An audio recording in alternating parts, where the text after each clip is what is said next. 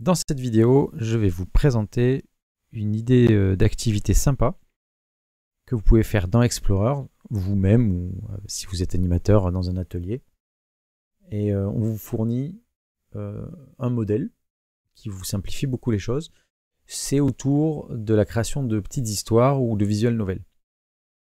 Mais avant que je vous explique plus, petit préambule, la série de vidéos que je poste ces temps-ci, elle était à la base destinée à un petit groupe de profs dans notre réseau qui avaient envie de peut-être lancer des projets en classe avec Explorer cette année et qui voulaient un peu plus d'infos. Je me suis dit, bof, pourquoi pas mettre ça sur YouTube en même temps. Mais je pensais pas qu'il y aurait plus de 3-4 personnes qui allaient venir.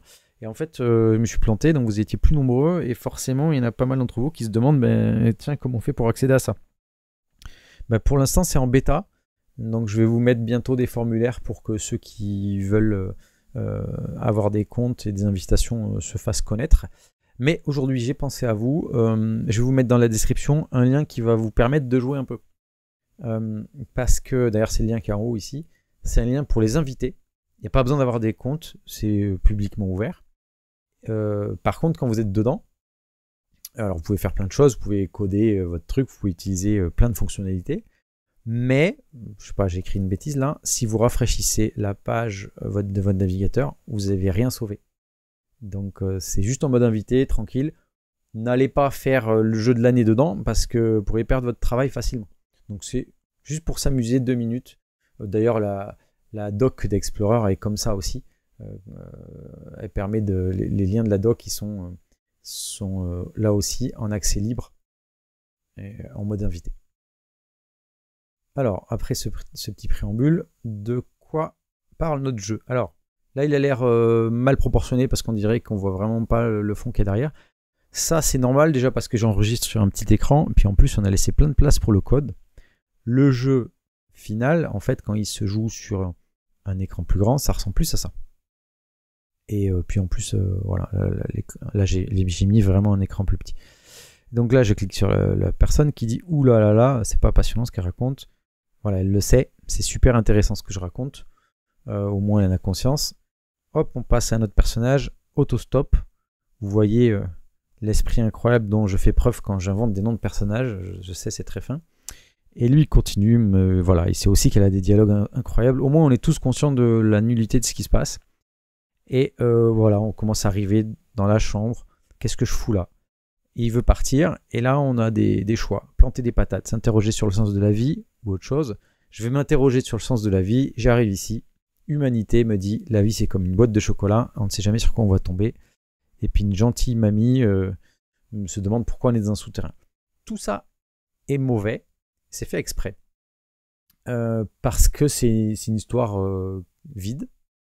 Et au lieu d'impressionner les gens en faisant une super histoire, et puis du coup, la personne qui a envie de faire la sienne, elle se sent un peu toute petite. C'est-à-dire, comment je vais faire moi? Je me compare à un truc qui était déjà bien. Bah là, au moins, pas de problème de se comparer. L'histoire est nulle, c'est pas difficile de faire mieux. Donc c'est pour dire, écoute, c'est pas une histoire, c'est avant tout un modèle à remplir soi-même. Donc, à quoi ça ressemble à l'intérieur? Donc là, on a le code ici, on a une liste de scènes. On pourrait en avoir plus, mais là, j'en ai mis pour l'instant que 5, ça se paramètre évidemment. Une liste de personnages, avec chaque fois le nom et puis leur image. Ici, si je change son prénom, Alice. Voilà, maintenant elle s'appelle Alice. Voilà. En dessous, on a la liste de tout ce qui se passe. On attend, tiens, là, une petite pause de 1 seconde. Ensuite, il va y avoir du texte. Quand on clique sur, voilà, oulala, hop, la suivante, c'est super intéressant ce que je raconte. Ensuite, on passe à ça. Maintenant, c'est le barbare qui va parler. Hop, voilà. Le barbare, il va dire ça. Une fois que c'est fini, on va changer. Alors, je vais à la fin du barbare. Hop, ici, on va changer de fond. Au passage, notez le petit sablier ici qui montre où j'en suis de l'exécution. Là, await, donc il attend que je continue là-dessus. Et là, quand on va arriver au choix, j'y arrive vite fait, voilà, on va arriver au choix, les 3 choix sont faits, sont expliqués, et ils vont tous nous envoyer sur une fonction, c'est-à-dire une autre partie du code, la go patate, go to live, go to super, qui sont d'autres parties comme ça, dans lesquelles ça va se continuer jusqu'au bout de votre histoire. Et à partir de ça, qu'est-ce que vous pouvez faire en activité? Si vous avez très peu de temps, vous pourriez prendre le petit défi de dire je ne touche à aucune logique, je ne touche à aucune image, mais je dois faire de ce truc un peu chaotique et débile quelque chose d'intéressant juste en changeant le texte. Vous pourriez prendre alors une histoire mieux faite que ça. Imaginons vous êtes prof d'anglais, vous voulez faire un truc sur la traduction de texte, vous pouvez commencer à faire une histoire, à la donner aux élèves et les élèves de traduire. Ou ça peut être une histoire qui est, allez, le début est fait, est bien fait, mais pas la fin. Et donc faut inventer la suite. Donc ça peut être plutôt des choses un peu littéraires et de texte. Il n'y a pas besoin de savoir beaucoup programmer, il suffit d'aller mettre les textes aux bons endroits, après savoir faire du copier-coller pour ajouter des nouvelles choses. Vous pourriez aussi changer les images. Alors, les images ici, on peut mettre une adresse d'une image, une URL d'une image d'internet. Les 2/3 ne marcheront pas parce que sur la plupart des sites, ça ne donne pas le droit d'utiliser depuis un site différent. Par exemple, si vous allez sur Wikipédia, là oui, les images de Wikipédia, vous pouvez prendre le lien, vous le mettez ici, ça marche. Mais plein d'autres sites ne marcheront pas.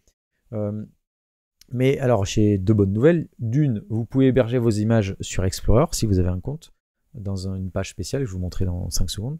Et de deux, on a déjà mis plein d'images pour vous aider dans ce thème un peu médiéval, fantasy. Je vous les montre. Alors, on a des fonds sympas, d'extérieur, d'intérieur. Il y a plusieurs pages, donc je crois qu'il y en a 80 des fonds. Et puis, on a mis des personnages. Là aussi, il y en a une 60aine. Donc, imaginons que, tiens, je veux prendre ça, c'est le code de l'image, là. Je peux prendre ça, je vais le mettre ici, à la place de ça. Pour Alice Culaire, je relance. Et voilà. Donc, déjà, il y a de quoi faire sans aller ajouter vos images. Si vous vouliez ajouter vos images, ça se passe ici avec ce petit bouton-là. On pourra cliquer ici, puis vous importez vos images. Attention de mettre des images sur lesquelles vous avez les droits. Mais voilà. Donc voilà, j'aime bien ce genre d'activité parce que on peut y dédier très peu de temps, ou au contraire, des centaines d'heures et faire un super jeu avec.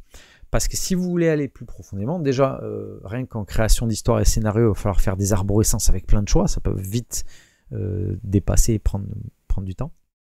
Et puis aussi, si vous êtes plus programmeur, il y a des choses à faire. Par exemple, on pourrait ajouter des mécaniques du style, votre personnage principal, il a de l'argent qu'il peut dépenser, il a des points de vie, il y a du combat.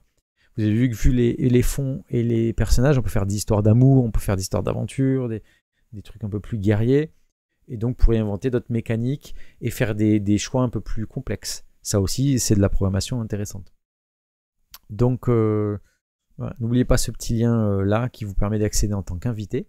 Et puis, ceux qui sont intéressés pour faire des ateliers avec ça, faut que je vous fasse un compte. Et ensuite, vous pouvez importer ce modèle pour chacun des étudiants de votre atelier. Et puis après, à partir de ça, ils peuvent éditer eux-mêmes. Et n'hésitez pas aussi, avant votre atelier, à personnaliser le modèle. Pas forcément prendre exactement le mien. Si vous êtes prof d'histoire géo, vous voulez faire un atelier autour de la Révolution française, peut-être ça vaut le coup d'enlever les images pour pas qu'ils partent dans les trucs médiévaux et fantasy et mettre des images sur la Révolution, ou peut-être pas d'images du tout. Si vous êtes un prof de programmation, vous voulez faire des choses un peu plus avancées, peut-être vous pouvez rajouter un mécanisme de points de vie ou de gestion d'argent avant que les élèves s'y collent. Et dans tous les cas, vous pouvez aussi me contacter et puis on discute ensemble de vos ateliers, de vos besoins, et potentiellement je peux vous aider à adapter le modèle ou faire des modèles un peu plus complexes qui profiteront peut-être à d'autres derrière. Dans tous les cas, je vous conseille maintenant d'aller jouer déjà avec le petit lien invité. Amusez-vous un petit peu et regardez si vous arrivez à vous projeter là-dessus, et puis après vous pouvez vous lancer. En tout cas, amusez-vous bien et merci d'avoir écouté. À bientôt.